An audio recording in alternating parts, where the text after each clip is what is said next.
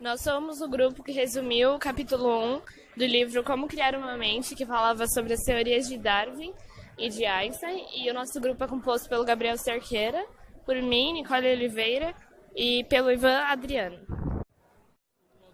A princípio, o autor fala sobre as teorias de Darwin, e Darwin defendia a teoria da evolução, que dizia que as espécies se adaptavam ao meio em que eles viviam por meio da seleção natural, o que fazia com que eles se adaptassem ao ambiente e dessa forma crescessem de maneira geral.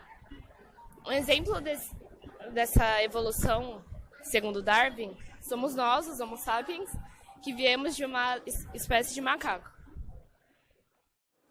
Porém, a ideia de Darwin não foi aceita, porque ia contra os princípios cristãos. Ia contra a teoria criacionista, que é a que está na Bíblia, e dizia que o homem foi criado por Deus, por meio do pó, e da costela do homem veio a mulher. E por isso essa teoria foi negada. Embora hoje em dia diversos físicos e filósofos ainda acreditam nessa teoria de Darwin. Então, depois de falar um pouquinho sobre Darwin, o autor ele começa a falar sobre Einstein e principalmente sobre a juventude do Einstein, onde ele fez a maioria das descobertas que hoje são base na física. O Einstein, como o próprio autor cita, ele foi uma pessoa que utilizou muito a mente. Então ele fala no livro assim, que o Einstein ele fez experimentos mentais, simulações mentais, primeiramente com a luz. Ele se imagina viajando em cima de um raio de luz, depois de estudar um pouquinho sobre a luz. E ele, com base nesse experimento de viajar sobre a luz, ele desenvolve a teoria da relatividade, que hoje em dia é uma das teorias mais importantes da física, e talvez até mesmo sobre a percepção que a gente tem do tempo. Depois, o Einstein ele começa a imaginar também outras coisas, como em relação à distância da luz, e aí ele vai fundamentando cada vez mais sobre o ponto de vista e a velocidade da luz, as bases do que a gente chama hoje de teoria da relatividade. Por que o autor fala disso? Porque com isso ele quer mostrar o quão capacitado é o ser humano só com a sua mente. Porque o Einstein ele só tinha uma caneta, um lápis, um papel e a mente dele. Então basicamente ele não utilizou de nenhum computador, nem outro tipo de ajuda. E só com a capacidade da mente dele ele conseguiu deduzir e fundamentar tudo isso.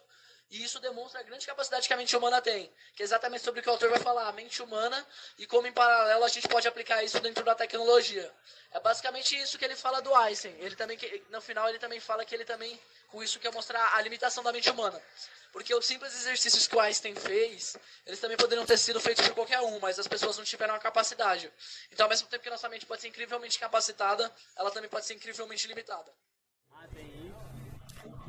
No fim do capítulo, o autor faz uma relação entre as situações enfrentadas pelo Einstein com a falta de equipamento e com a situação enfrentada pelo Darwin com a descrença da maioria das pessoas, simplesmente pelo fato da sua teoria enfrentar e, digamos, acabar com a parte da ideologia cristã.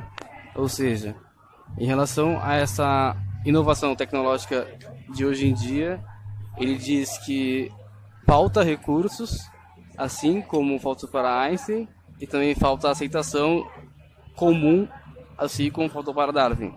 Mas isso é o futuro, isso é a evolução do ser humano em outra fase. Isso é o cérebro trabalhando e, enfim, crescendo, progredindo para toda a humanidade.